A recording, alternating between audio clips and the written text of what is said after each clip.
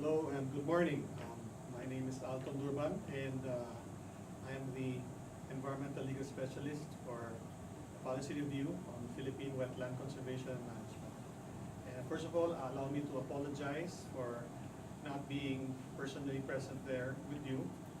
Um, as much as I want to be there so that I can present this in person and hear personally all your views, unfortunately there are other also similarly pressing events that I have to attend to. So maybe in the future or the next opportunity, we'll have a chance to meet in person. Anyway, rest assured that all your comments here, all your inquiries and comments will be properly noted. I suggest if you have any concern, if you can write it down and give it to the organizers, and I will incorporate it in the improvement of the draft policy. So with that out of the way, let me begin. So this is a policy review on the Philippine Wetland Conservation Management, and then this study was conducted in 2015. The objectives of the study are review the existing relevant policies, including mandates of agencies on Philippine wetland conservation and management. Number two, recommend and formulate draft policy guidelines within the Department of Environment and Natural Resources, DNR, or a national policy, if appropriate. And provide recommendations on mechanisms for the wise use of wetlands in the Philippines. The methodology applied here for the policy review is a desk review of laws and policies affecting wetlands. Wetlands were assessed. They have provisions which have direct or indirect impacts on wetlands. These laws and policies were prioritized in order of their importance or in order of their relevance, and also includes the identification of the key national government agencies and their roles, as well as the roles of LGUs. And then the results of the study resulted in the drafting of the guidelines, which was based on the desk review and policy reviews, and included the formulation of the general policy statement to guide the national wetland policy, and also the preparation of draft legislative and executive or administrative issuance. And there's also a portion on the recommendations of a mechanism for the wise use of wetlands based on the government's mandates and existing institutional recommendations on establishing institutional arrangements. So next slide is the outline of my presentation. We will start first with the legal definition of wetlands, and then we'll go to the wetland-related laws. And then with that, we go through the mandates of the government agencies, and after determining what their roles, the duties, and responsibilities, we go to the environmental safeguards, which is what is common actually in all the laws and all the mandates of the agencies, before we get to the skeleton or the draft of the national wetland policy. So currently there's no national policy dedicated on wetlands, and the Philippines has to develop a national action plan on wetlands. It has done this in accordance with its commitments to the Ramsar Convention, and we will discuss more on that later.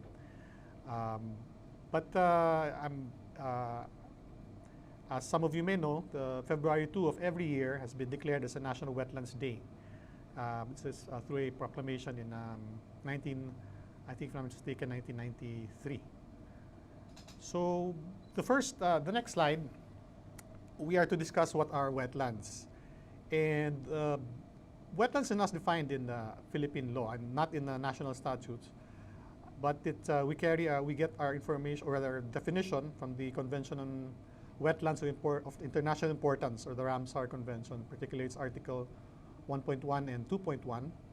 And that definition, if you will see, if you click it,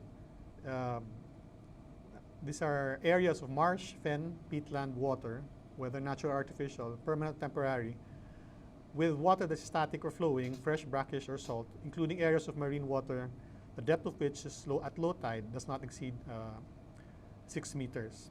Also, next click, wetlands may include riparian and coastal areas, adjacent to the wetlands, and islands or bodies of marine water deeper than 6 meters on low tide, especially when these have importance as a wildlife habitat. There are three broad categories of wetlands, and they're inland wetlands, coastal wetlands, and human-made wetlands. And in this event, I understand that this is more focused on inland wetlands.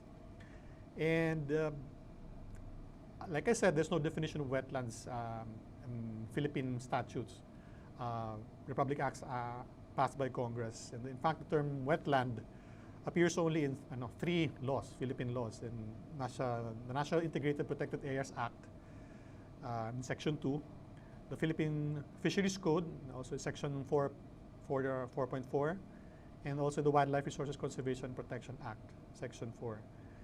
In these three laws, the word wetland only appears once in each of these laws, so there's, it's not really defined. The next slide. There's a close similarity of the term wetlands to water bodies as defined in the Clean Water Act, Section 400. And this is the definition. And are they the same? As you can see, there are similarities, but the idea of the concept of wetlands is, in one sense, broader than the term water bodies, because as discussed in the previous slide, it includes areas adjacent to the wetlands, or the coastal riparian areas, which are not strictly water bodies. But this is the closest definition that we have that relates to, or closest thing to wetland definition under Philippine law. Now we go to the next slide, which is the wetland-related laws. And primarily, we will start with the international framework, international policy framework. And if you click these slides, it will show you that there are two primary international agreements, or what they call multilateral environmental agreements dealing with wetlands. And one of these is the Convention on Wetlands of International Importance, or more Ramsar Convention, or more Ramsar Convention, or simply Ramsar. And this is a principal multilateral environmental agreement dealing on the conservation and wise use of wetlands. It was signed on February 2, 1971. It was ratified by the Philippine Senate on November 8, 1994. And one of the obligations of state parties to Ramsar is that they are to establish nature reserves on wetlands and to promote the wise use of wetlands through national land use planning, laws, policies, and among others. When the wise use of wetlands, as this slide will show, is defined as the maintenance of the ecological character achieved through the implementation of ecosystem approaches within the context of sustainable development. This is the latest definition. This is an evolving definition of for wetlands. And another international treaty of note regarding wetlands is the Convention on Biological Diversity, which was signed on 29 December 1993 and ratified by the Philippine Senate on 8 October 1993. And while it deals with biodiversity conservation in general and the sustainable use of its the components of biodiversity, the fair and equitable sharing of benefits arising from the utilization of genetic resources, inland water biodiversity and coastal biodiversities are two of the 7 thematic programs, which were established by the Conference of the Parties of the CBD. So wetlands also important or highlighted in the CBD. On the next slide, we look at the national laws and policies that relate to wetlands. And like I said, there's no specific national law on wetlands. However, there are several laws and, or provisions of laws or sections in Republic Acts that deal directly or indirectly with wetlands. These laws are on water resources, water quality management, fisheries, aquatic resources, wildlife, habitats, wildlife and wildlife habitats, protected areas under the NIPAS, and land use development, and also under the Philippine Environmental Impact Assessment System. And on the next slide, we look at we try to categorize what the contribution are of these various laws to wetland issues. And if you click further in the on this slide, you can see that we can subdivide them into 1, conservation of wetlands, 2, land classification and land use changes, and 3, land use setbacks. So laws that deal with directly with conservation of wetlands provide provisions that extend legal protection, clear legal protection to wetlands. Laws on land classification and land use changes impact wetlands in terms of determining the issue of ownership of wetlands and waters. If wetlands are part of the forest lands, or are they part of the alienable disposable lands, what are the terms or the conditions that are necessary to exist before they are to be released, and if they are subject to conversion. Land use setbacks also impact wetlands in terms of providing safe distances or from development or human occupation in the wetland. These are affected through no-build implementation or the enforcement of no-build zones, easement zones, and minimum distances from wetlands. Minimum distance between wetlands and a construction, for example, or any structure. In the next slide, if we are to rank the impact or the degree of legal protection provided by various laws, we can see that this is reflected in this slide. If you can see at the top portion of the table are dark blue, going down it becomes lighter. This corresponds to the degree or legal protection provided to various kinds of wetlands, and on the one column is the legal basis for this protection. So in the darkest blue these are the kinds of wetlands that are provided absolute protection by law. This includes the mangrove swamps, the coral reefs, and wet caves. And for mangrove swamps, we have both the Fisheries Code and the Forestry Code, which prohibit the cutting of mangrove species, and also the conversion of wetlands. Conversion of mangrove swamps. Going down, we see that wetlands also enjoy a certain level of protection once they are placed within the National Integrated Protected Area System, meaning they are declared as protected areas. Protected areas have different categories. Also, depending on the category, correlates to the amount of legal protection that can be given to a wetland. So, for example, natural parks and the strict protection reserves are at the topmost of the protection pyramid and under the NIPA. So these are very strictly protected. Going down, you go through the protected seascapes, where certain level or degree of activity, human activity is allowed, consistent with the sustainable use of resources in the protected areas. Also, under the Fisheries Code, certain wetlands may be declared as marine protected areas, thereby providing them with certain degree of protection. For example, if in fish sanctuaries or strict protection zone or no-take zones, these enjoy a high level of protection. And similarly, also under the Wildlife Act, when a wetland is declared as a critical habitat for a certain species, there are certain prohibited acts that go with that declaration. So there's also a degree of protection or conservation of wetlands in that regard. And there are specific provisions on swamps and marshes, riverbeds and sandbars, and tidal flats under the Water Code. And for example, riverbeds, sandbars, and tidal flats may only be converted to agricultural uses by obtaining prior government permission, based on the finding that cultivation will not obstruct the flow of water, increase flood levels, or to cause damage to other areas. Also, in the swamps and marshes may be reserved or protected from drainage operations or development, provided that the area is a public domain and the area is also important for waterfowl propagation or for wildlife purposes. Wetlands are also, there are type of wetlands that are protected under the Philippine Environmental Impact Statement System when they are declared as environmentally critical areas. And also, when there's conduct of environmentally critical projects in wetlands. So there are certain measures that are put in place by these laws to afford protection to wetlands.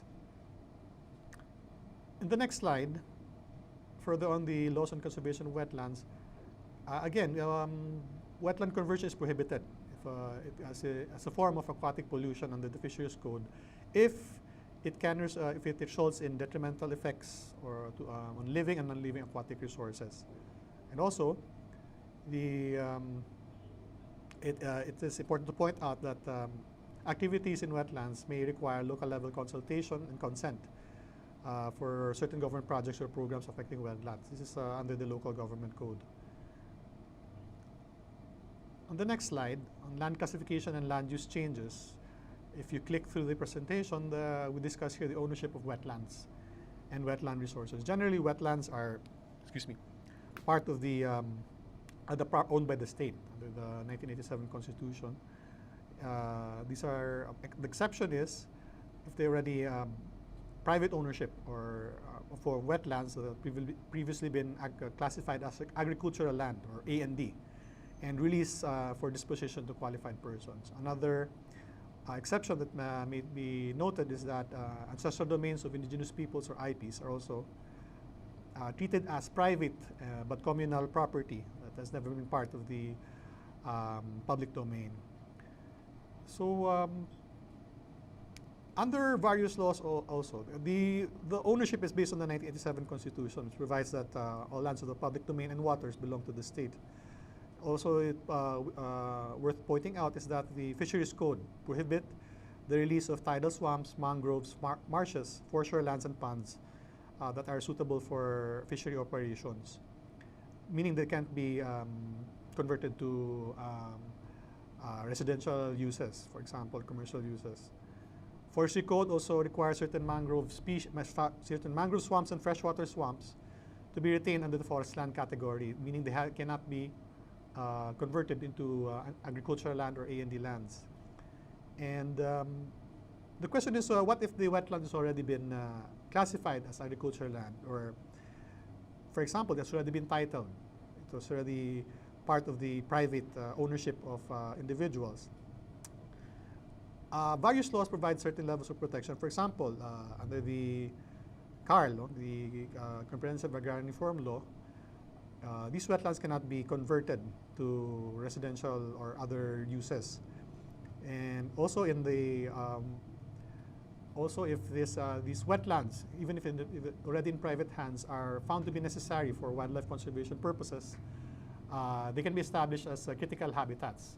But the private owner must first be provided just compensation for the taking of his private property. That is allowed under the Wildlife Act. It's a form of expropriation for public use. Going to the next slide, we tackle the land use setback provisions and various laws. Essentially, these laws impose a no-build zone, a minimum distance of construction of certain buildings from wetlands.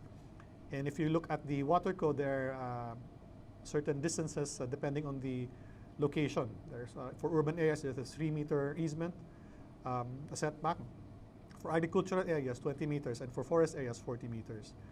So while these are intended primarily for human welfare and safety, these land use setback provisions also benefit wetlands because they are limiting development to certain distances from wetlands, and they also address both the disaster risk reduction and wetland conservation concerns. In the next slide, we tackle further other land use setback provisions, such as those applicable for riverbanks and shorelines, which are under the UDHA, or the Urban Development and Housing Act, are deemed danger zones, unsuitable for human settlement. And also, under the Building Code, there are certain provisions which require certain building distance or safe distance that a structure must have from streams or bodies of water. Going to the next slide, we go through the mandates of the government agencies. And if you look here, these are the agencies which are found to have a considerable impact on or considerable mandate over wetlands. And we start with the DNR and its bureaus. And Well, the DNR is focused on natural resources, including the control and supervision of exploration, development, and utilization, conservation of natural resources. So the specific concern or agency objective is the availability, productivity, sustainability of natural resources, and also the conservation of specific terrestrial and marine areas. Also part of DNR mandate actually is economic development. And DNR sets the clear mandate. It says the agency with a clear and direct mandate on the management conservation of all natural resources, including wetland and wetland resources. It also has the responsibility to formulate and implement, supervise implementation of the government's policies on wetlands. We go through, without going through each of the bureaus under the DNR, we go through the DA, particularly BIFAR and NIA. BIFAR deals with the fisheries and aquaculture, the development, management, conservation of the country's fisheries and aquatic resources. A primary concern is food security, and also the sustainable development, management, conservation of fisheries and aquatic resources. It's worth noting that law enforcement functions on the conservation and management of fishery resources in municipal waters have been devolved to LGUs. But the BIFAR provides assistance to LGUs in developing their technical capability in development, management, regulation, conservation, protection of fishery resources. NIA, on the other hand, concerns, as you all know, with irrigation, the construction of multi-purpose water resources projects designed primarily for irrigation, hydraulic power generation, other uses such as flood control, land reclamation, domestic water supply, roads and highways. Particularly on the focus is on agricultural development. Yes. Also, it's interesting to note that NIA has the authority to drain wetlands. But there's a limitation. NIA is required to coordinate with other concerned government agencies on their plans and designs and construction of water resources projects. In other words, it must coordinate with the DNR and LGUs in draining wetlands for irrigation purposes. And also, wetland drainage activities must be consistent with government policies. DAR is for agrarian reform. It's included here because it also has land reclamation powers under old but existing agrarian reform laws. The ALG, which provides us the President's power over local government agencies, is here to monitor LG compliance with national laws and policies on wetlands, and also is tasked with the formulation and implementation of incentive schemes to spur and maintain LGU good practices that benefit wetlands. DOT, Department of Transportation, particularly the Marina, the Philippine Ports Authority, and PCG, concerned with respectively marine transportation, marine pollution or pollution, and promotion of sea transport. Also impact wetlands, especially in the regulation of the shipping industry, port development, and maritime safety and law enforcement. The OST, as particularly PICARD, aquatic and marine resource research development, and also it's tasked with the research on appropriate technologies applicable to wetlands, consistent with wetlands wise use. DOH is also here because it's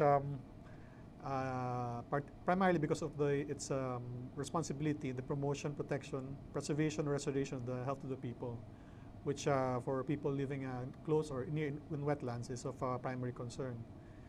DPWH, because of the public infrastructure development, which affects wetlands, such as the construction of national roads and bridges, flood control, water resources projects, and other public works. NHA, because of socialized housing and development and resettlement, which some of which may impact the wetlands. And also the Land Reclamation Authority, the Public Access Authority. And other special regulatory bodies such as the LLDA, for example, the National Water Resources Board, RCBO, the DNR, it's also included here. So these are the government agencies that was included in this study. The inclusion here is based on the review of their mandates, correlating that to the possible actual impact on wetlands. And on the next slide, we see that as I discussed earlier, each agency has a sectoral concern. And sometimes it results in overlapping administrative jurisdictions, especially in wetlands, particularly in coastal wetlands. Without going into much of the overlaps or the conflicts, we focus instead on the common grounds, on common unifying considerations. If you look at the mandates or the laws that are being implemented by these agencies, there's a common thread on protection of human life, health, and welfare. And also, these are the laws that they implement contain statements directly linked to environmental protection or conservation or ecological considerations. These are what we call environmental safeguards. And these are all rooted in the constitutional right, Section 16, Article 2 of our Constitution on the balanced and healthful ecology, the right of the people to a balanced and healthful ecology. And I included here I mentioned that there's a need for a National Wetland Committee precisely because of the various agencies involved and all their mandates, which may, if not implemented in a unified or coordinated manner, result in conflicting or inconsistent treatment and protection of wetlands.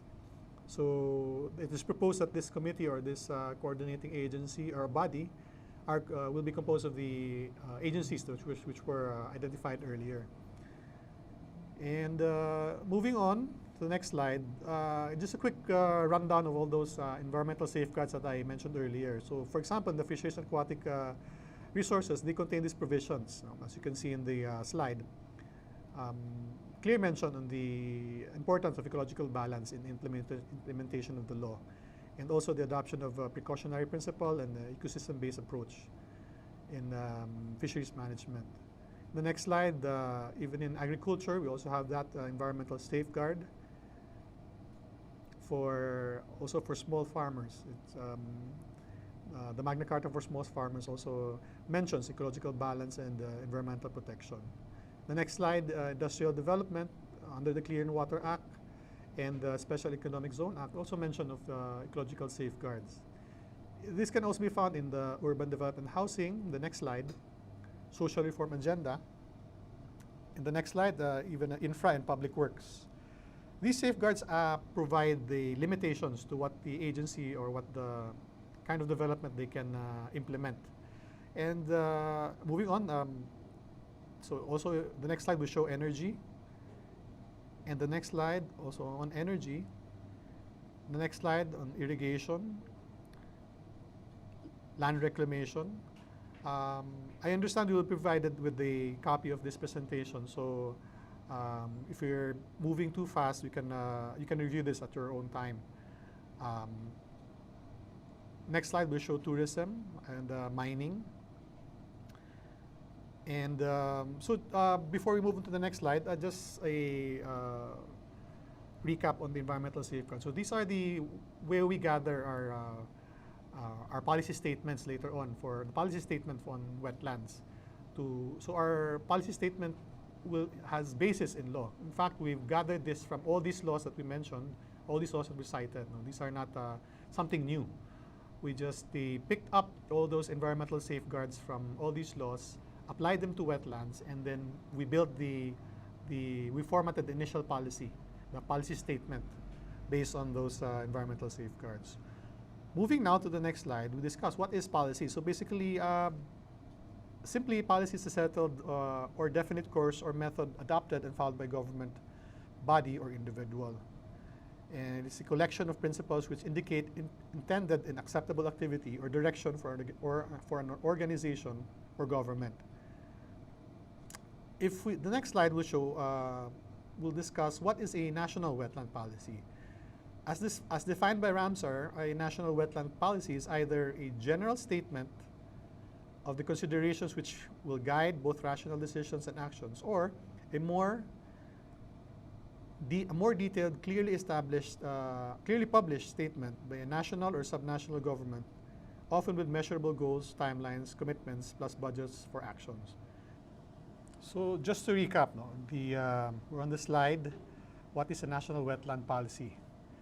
So the rationale for this wetland policy is that the necessity for the slide on the necessity for a national wetland policy. So number one is to consolidate the wetland relevant legal provisions which we discussed earlier, which are spread out in various laws, to put them into one policy document. And number two is to provide the needed guidance to national government agencies and LGUs. As was shown earlier, a lot of national government agencies have jurisdiction or responsibilities over wetlands, and they're implementing their own sectoral laws under their own, if they are to be implemented individually or independently of others, there's a increased chance that this will not be consistent with the other mandates of other agencies. So if we have a policy, it will provide clear guidance to national government agencies and LGUs to enable them to have a more coordinated and synergistic approach to wetlands. Also, it's to help raise awareness of the on wetlands. Having a policy or having something that the President or Congress issue is something that will raise the profile of wetlands in the Philippines. So that will also provide a additional protection in terms of knowledge and information that people will have regarding the importance of wetlands. And another is the opportunity to mainstream disaster risk reduction and management, climate change and biodiversity conservation, and gender equality in the policy formulation.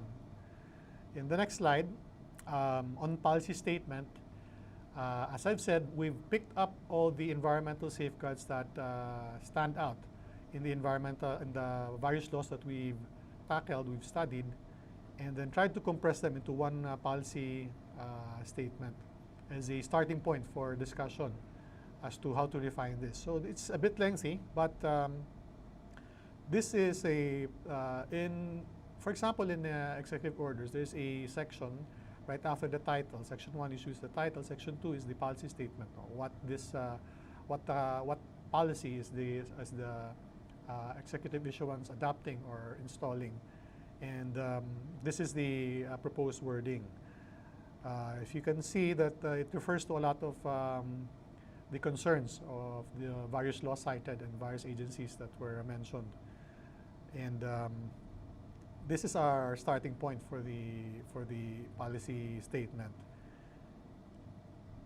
This is still being refined, and this is a portion of the draft policy that would be greatly improved by your contributions, by your inputs and comments on how we can refine this, or if there's anything that has not been mentioned or you want something to be highlighted. In the next slide, in what form should a national wetland policy be?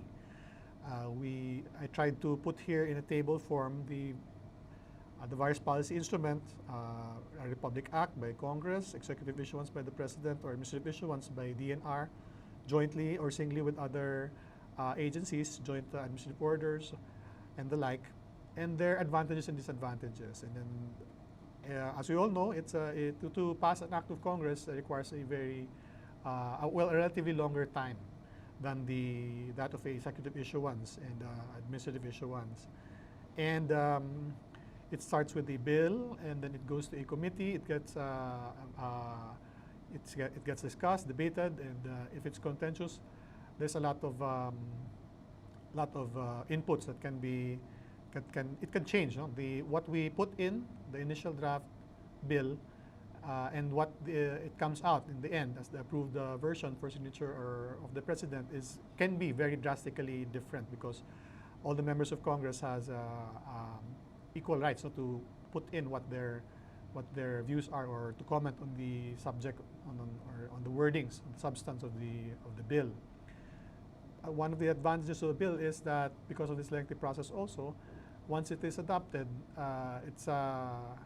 it is a relatively high permanence, because you have to amend that or to abolish that, you have to go through again that similar process.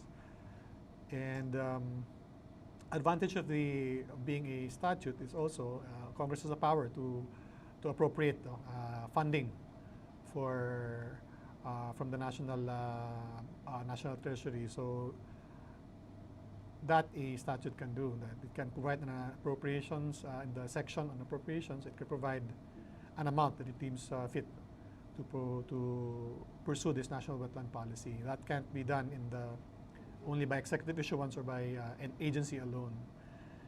And for executive issuances, compared to statutes, it's a relatively shorter approval time. But as we know, if an agency endorses a proposed EO, it still gets farmed out to the other agencies for their comments. It gets reviewed by the appropriate legal officers and staff of the Office of the President, also by the Executive Secretary, before it gets signed by the President. It's a relatively shorter period compared to that what is undergone by an act of Congress. But this is also of lower permanence. Same way that one president can issue an executive order, the next or even the same president can issue another executive order, revoking, amending, abolishing the one he has previously issued.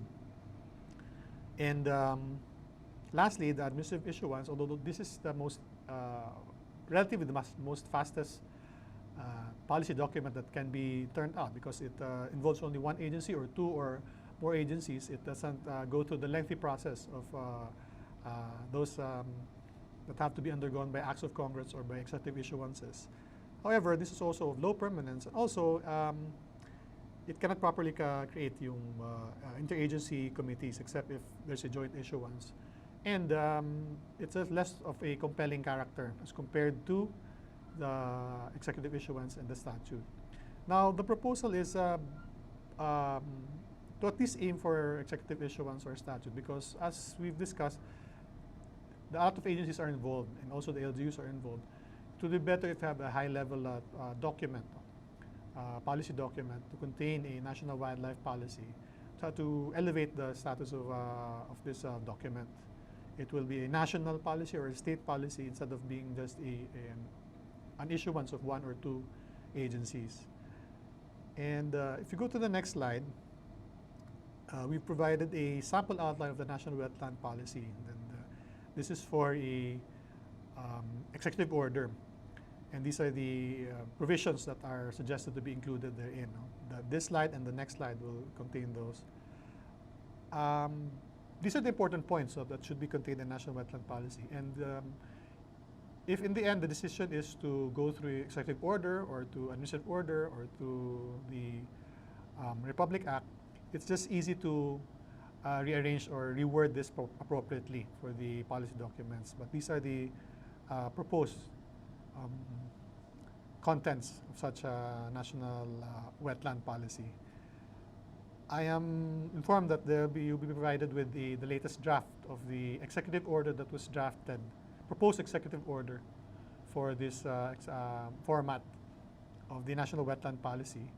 If there are, I would greatly appreciate if there are, if you have comments or if you have inputs, that if you take the time to note them down or relay them to the organizers, so that your contribution can be incorporated in the improvement of the document. So in a nutshell, that's the essence of the review. We've gone through all the laws that were included in the study to determine their wetland-related or wetland important provisions. We discussed also the study also discussed the roles of the national government agencies and the local government units involved, and the rationale was made for why there should be a national wetland policy. And now there's a proposed draft policy.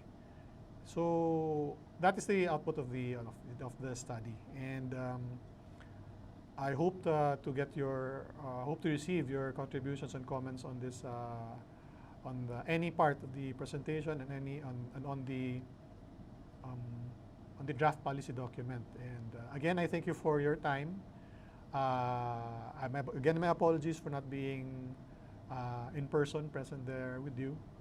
And I hope to hear from you, and if opportunity permits, to see you in future meetings and endeavors such as this. So thank you very much.